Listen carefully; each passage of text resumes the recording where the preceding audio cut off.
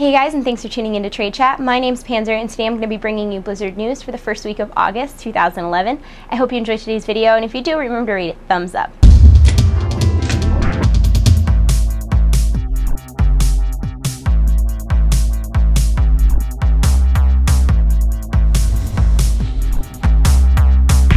So the first thing I wanted to talk about today was that Blizzard has announced in the last quarter that they lost 300,000 subscribers, which is following the news that in the previous quarter they lost 600,000 subscribers. So in the last two quarters, Blizzard has lost 900,000 subscribers, and I really think they need to start doing something to try to get people back. Some of my ideas would be maybe like a refer a friend service that was for reactivated accounts. Maybe if an account was inactive for 6 months, there would be a way to link it to a friend's account so that you would get the additional experience, the additional rep gains, the teleportation, stuff like that. I feel like if someone was coming back to the game and it's been a really long time since they played it, it's probably very, very overwhelming. And if they added something like that in where they feel like they're being eased back into the game in a more fun way, maybe more people would come back. That's just an idea I had. Another idea I had was if every month that you pay for a World of Warcraft subscription, you accumulated some sort of points, and then those points could be redeemed for faction changes, server transfers, character recustomization, renaming your characters, in-game pets, all stuff like that, like currency that you could use to buy Blizzard products.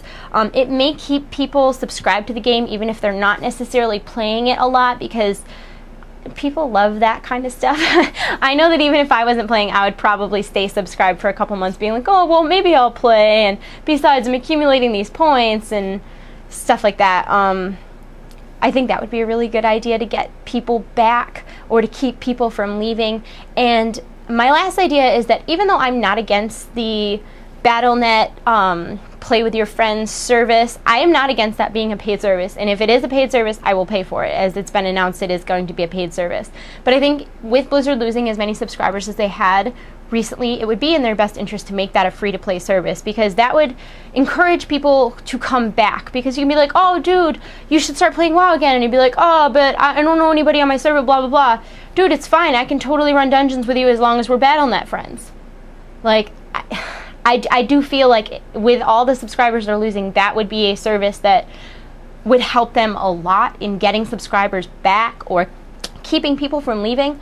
Those are just my ideas. Let me know what you think in the comments below of how Blizzard can prevent further losses and possibly regain some lost accounts. The next thing I wanted to talk about was the BlizzCon virtual ticket.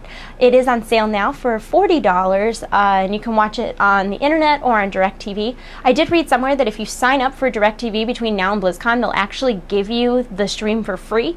It's pretty cool because you do get the in-game pet, and it's funny because a lot of people have been glitching, and as soon as they've bought the virtual ticket, they've gotten the Mercablo or even Deathy from last year, and nobody really knows if they're going to have those taken back. It's pretty nuts, but I'm not gonna lie, after seeing the Mercablo, I'm a little disappointed. It looks a lot like Deathy, like a lot like Deathy. Hopefully they'll use this like leak as an excuse to just scrap the pet and make a Baneling that rolls around behind you instead for Heart of the Swarm. That's just what I think though. I mean, he's cute, don't get me wrong, but he looks so much like Deathy, and his animations are the same as Deathy too, so I don't know. Speaking of BlizzCon, the BlizzCon contests for fan art, movie, and original music are now up. Prizes include cash, computer parts, BlizzCon tickets, all sorts of awesome stuff. And I do want to wish WoW Krendor good luck, because I do know that he is entering the movie contest, and I'm sure it's going to be awesome. He's really, really good at that kind of stuff. So hopefully he wins and I'll get to see him at BlizzCon. Also this week, devs have confirmed that World of Warcraft patch 4.3 will be the largest content patch since the release of Cataclysm. We can definitely expect at least one raid and one 5-man, maybe more. It hasn't been confirmed yet whether this is the raid that Deathwing will be the final boss, so I guess we'll just have to see. I do know that because it's coming out towards the end of this year, we can expect a PTR very soon. Also, big Blizzard news this week is that Diablo 3 beta has been confirmed to be coming out the middle of this month, which is like next week, so make sure you check your Battle.net to ensure that you are opted into that beta. Probably the biggest news this week, and I'm sure you've already heard about this, but Blizzard actually did copyright the term Mist of Pandaria. The last time that there was a lot of chatter about about something that Blizzard copyrighted, it did end up being Cataclysm. The codes on the copyright do show that it's definitely not a book or anything. It's something that will most likely be related to online gaming. It very well could be the next expansion, or it might just be something as simple as the name of this big 4.3 patch. We don't really know. A lot of people are expecting it to be the next expansion, although I really thought that Emerald Dream was going to be the next expansion, so I guess we'll have to see as we learn a little more about that. I really wanted it to be the Emerald Dream. I really want it to be the Emerald Dream. I love dragons in World of Warcraft. I just love it. Like, they belong in World of Warcraft, not pandas. Sorry. So I quickly wanted to address the Tester Season 3. I've been getting a lot of messages about it since I was a cast member on the Tester Season 2. For those of you who don't know, the Tester is a reality show that runs on the PlayStation Network. You can watch previous seasons online.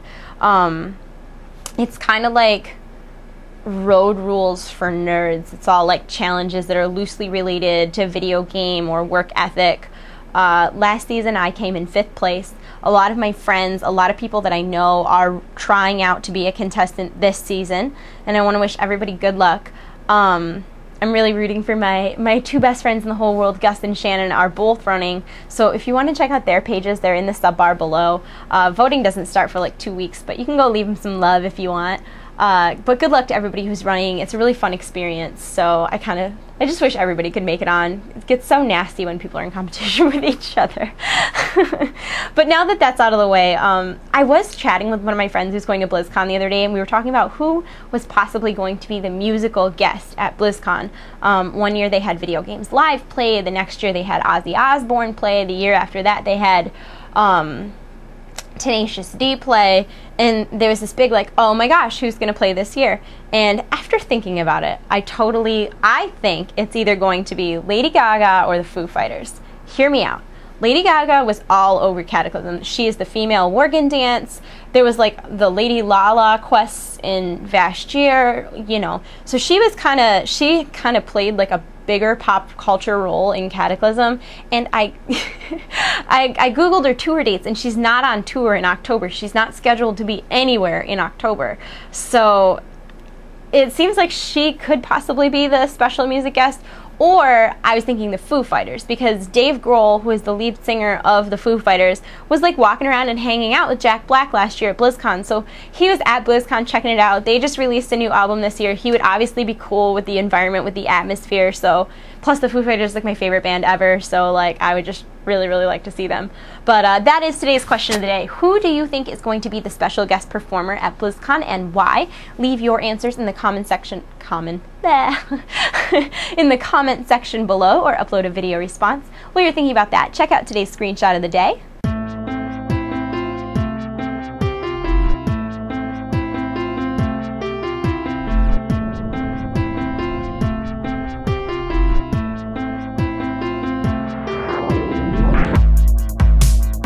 And it looks like that's my cue, guys. Thanks for tuning in. Remember to comment, thumbs up, and subscribe, and I'll see you soon.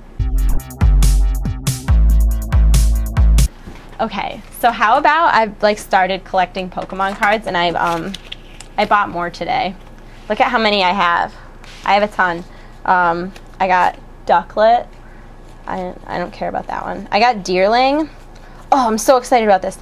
I got a holographic Samurott, and I already have Duat and Oshawott, both holographic. Get out. I got... There's the holographic Duat. Hang on. Holographic Tepig. Oh, look, I got a Sawsbuck. Which I already have Deerling for. And then I have like a billion Pikachus. Like, okay. I just dropped them all. I'm gonna go and pick those all up now. I love you all, and you're in my heart, so I'll see you so soon. Bye!